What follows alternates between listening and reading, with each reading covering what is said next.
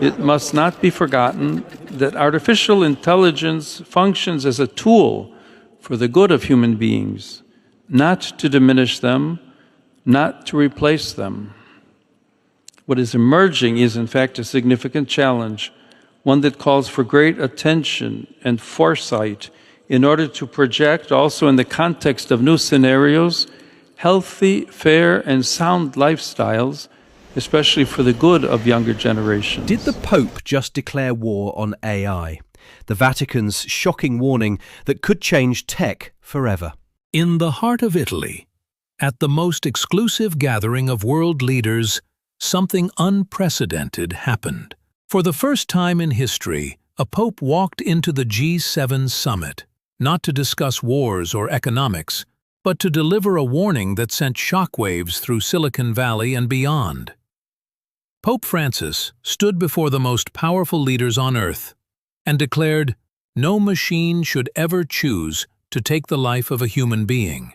But that was just the beginning. What he said next about artificial intelligence has tech giants scrambling, governments reconsidering their strategies, and millions asking the same question: is AI humanity's greatest threat or its greatest hope?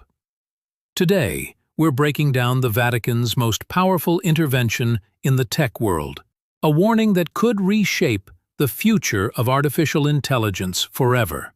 Here are the facts that are shaking the world. On June 14, 2024, Pope Francis made history. In Borgo Egnazia, Italy, he became the first pontiff ever to address a G7 summit. But he wasn't there for diplomatic pleasantries. He came with a mission to warn world leaders about what he called a cognitive industrial revolution that threatens human dignity itself. The Pope's words were crystal clear and chilling. No machine should ever choose to take the life of a human being. Decision-making must always be left to the human person. He wasn't just talking about killer robots. He was talking about the very soul of humanity. But here's what makes this moment explosive. Francis didn't just issue warnings. He demanded action. He called for a complete ban on lethal autonomous weapons and pushed for what he termed urgent political action to control AI before it controls us. Why now? Why is the leader of 1.3 billion Catholics suddenly the most vocal critic of artificial intelligence?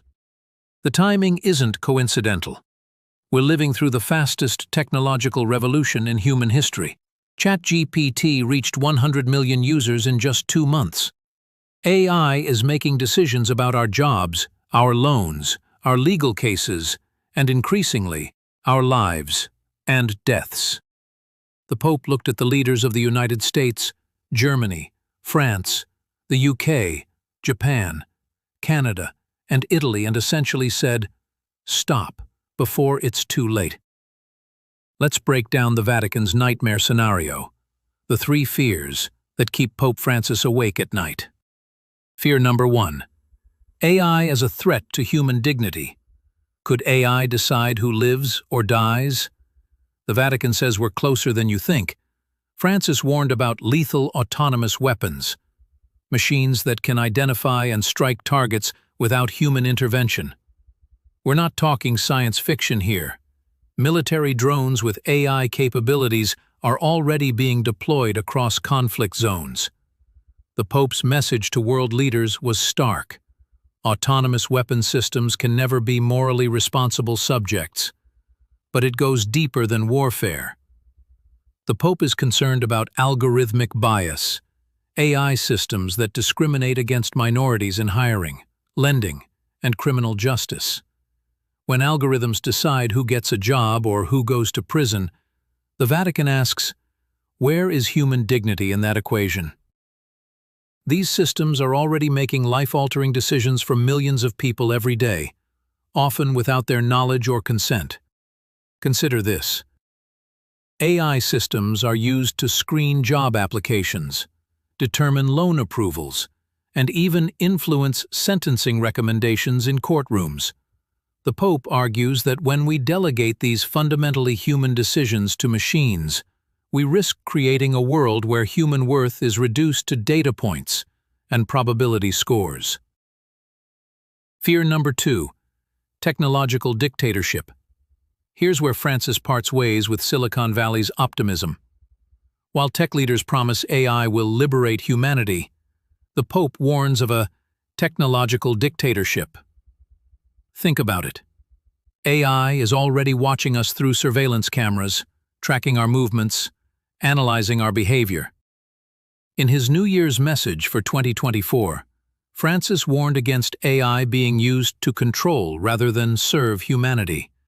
He spoke of the least of our brothers and sisters, the poor, the marginalized, being further oppressed by systems they don't understand and can't control. The Pope's fear isn't just about privacy, it's about power.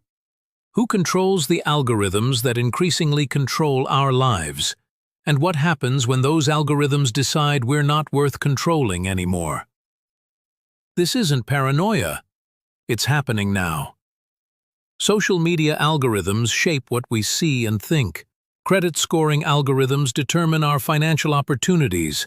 Predictive policing algorithms influence where law enforcement focuses their attention.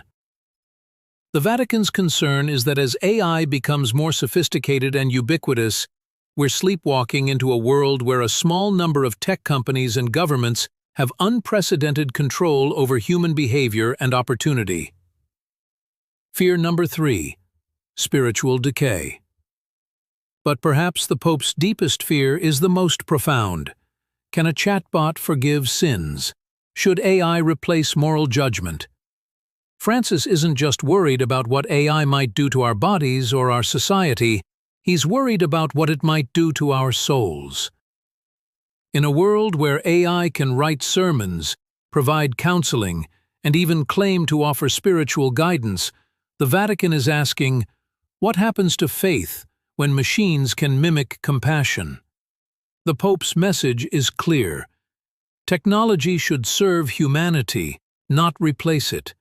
But as AI becomes more sophisticated, that line becomes harder and harder to draw.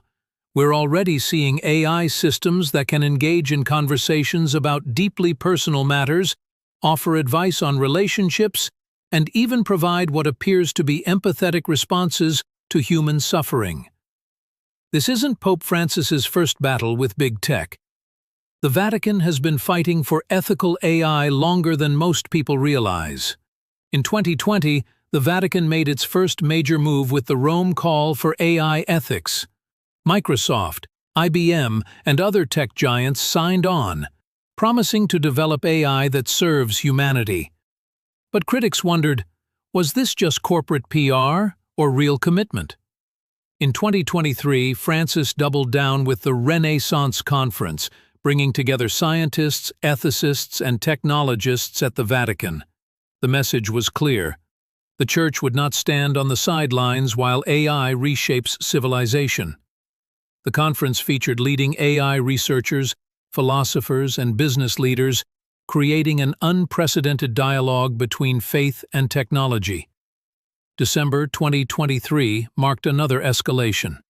The Pope called for a binding international treaty to regulate AI, essentially demanding that world governments treat AI like nuclear weapons, too dangerous to develop without strict international oversight. July 2024, just weeks after the G7 summit, Francis sent another message to an AI ethics conference in Hiroshima, the city where atomic bombs first showed humanity the price of unchecked technology. The symbolism was intentional and chilling.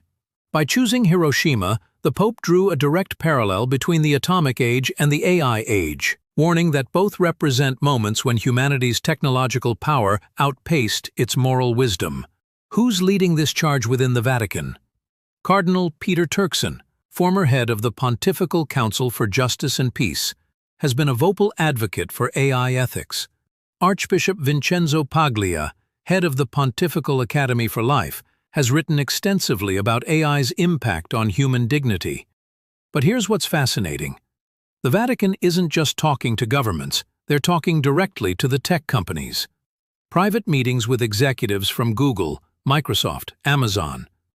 The Church is using every tool at its disposal to influence the future of AI, from papal encyclicals to backroom diplomacy. So how is the world responding to the Pope's plea? And will it actually work? The G7 leaders didn't just listen politely, they acted. Their joint statement promised to better coordinate governance and regulatory frameworks around AI. But here's the catch. Coordination isn't control. The statement was heavy on promises, light on specifics. The European Union has been most responsive, having already passed comprehensive AI legislation that includes restrictions on high-risk AI applications and requirements for transparency. The United States remains divided. Silicon Valley pushes for self-regulation while Congress debates federal oversight. China? They're building AI faster than anyone, while keeping their regulatory cards close to their chest. The Pope isn't just hoping for the best, he's building a coalition. The Vatican is working with the United Nations, partnering with universities, and even engaging with tech companies directly. Their strategy? Make AI ethics a moral imperative, not just a technical challenge. Will the Pope's plea for an AI treaty actually work? Here's the uncomfortable truth. International treaties on emerging technologies have a mixed track record. The Nuclear Non-Proliferation Treaty has helped prevent nuclear war, but it hasn't stopped all countries from developing nuclear weapons. Could this slow down AI development? Unlikely. The global AI race is too competitive, the stakes too high. But the Pope's intervention could change how AI is developed. Companies are already hiring AI ethicists and establishing responsible AI departments. The Vatican's moral authority gives weight to these concerns in a way that purely secular arguments might not. The real question isn't whether the Pope can stop AI, it's whether he can humanize it. And that might be the most important battle of our time. Is AI the next original sin? The Vatican's answer might surprise you. Pope Francis doesn't see AI as inherently evil. He sees it as a test of whether humanity can create technology that serves rather than enslaves, that protects rather than destroys, that enhances rather than replaces human dignity. The Pope's warning isn't just about killer robots or job displacement. It's about the kind of future we're building. Every algorithm we create, every AI system we deploy, every decision we make to trust machines over humans is a choice about what kind of species we want to be. His vision isn't anti-technology. It's pro-human. The Vatican acknowledges AI's potential to solve climate change, cure diseases, and eliminate poverty. But Francis insists these benefits must come with safeguards that protect human agency, dignity, and moral responsibility. So, here's the question that will define our generation.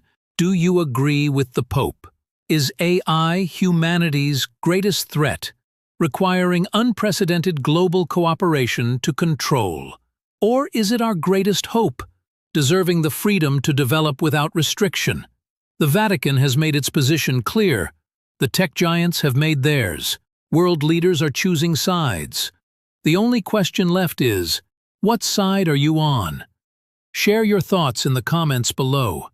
Is the Pope right to warn us about AI?